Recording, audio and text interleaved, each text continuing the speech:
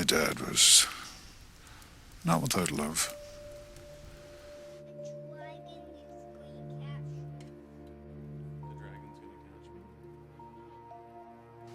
But a cliched Irish drinker, brawler, all that stuff.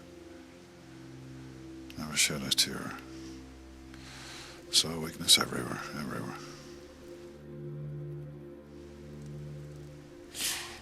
But he had this thing for poems, poetry. Reading them, quoting them. Probably thought it rounded him off, you know. His way of apologizing, I guess. And there was one that hung over the desk in his den. It was only when I was a lot older I realized he had written it. It was untitled. 4 lines. I read it at his funeral.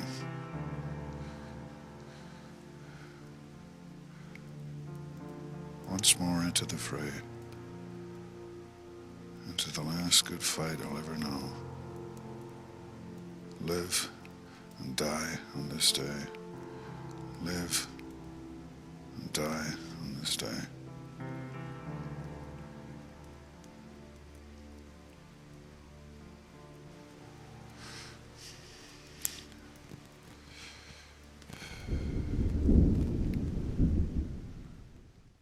Do we have everything to fear, including fear itself, as you have once said before? We have everything to fear, including fear itself, and the bad news hasn't yet hit, I don't think. I think you may be right. We're born into a losing struggle. No one has ever beaten these odds. I've looked up ahead, or if you prefer, down the road. I know what's coming. I know no one beats these odds. And it's a matter of getting used to that and growing up and realizing that you're expelled from your mother's uterus as if shot from a cannon towards a barn door studded with old nail files and rusty hooks. It's a matter of how you use up the intervening time in an intelligent and ironic way and try not to do anything ghastly to your fellow creatures. That leaves us with the question of why should we care? Somehow I'm glad that at least that bit of our innate nature is useful. But if we praise ourselves for what's innate, we're going to be praising a lot of very unpleasant things too. And there's no way around that. There's only the pretense that there's a way around it. So the second reason why it appeals is I don't know why this is, because I don't see what there is to fear in it. You're not going to know when you're dead. You're not going to know it. So there's nothing to be frightened of. But people are frightened of death. And the central lie of all religion is that there's a cure for this. And an exception will be made in your own case. An eternal life offered if you make the right propitiations and the right abjections. Well, I'm sorry. I think that's the height of immorality to lie to people like that. But that's why it survives. That's why it survives. Now, some of you know, well, I guess you all know now, that the words of one of my favourite poets, Ernest Dowson, are quite often with me. Dowson stole them actually from the Roman poet Horace. Non sum qualis eram.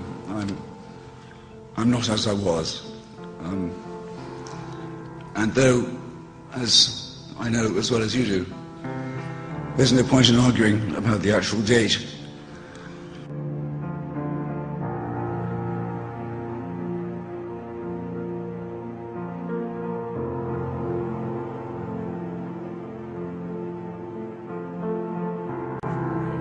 There's an author called Robert Graves, who wouldn't be far out of her reach, I don't think.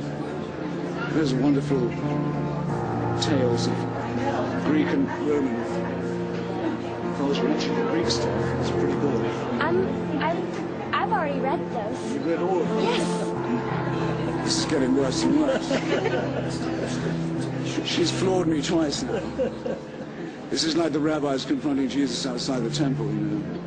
Well, I was eager to meet famous freethinkers, and because I want to grow up to be a freethinker. My mom says I'm not, but I already am. I really wish you well, this. I wish there were more like you.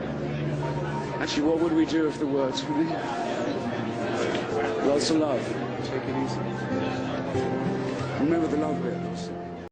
The great Sigmund had an excellent point. He said, well, if you examine religion, however sympathetically or unsympathetically, you're forced to notice the strong connection between the wish and the thought.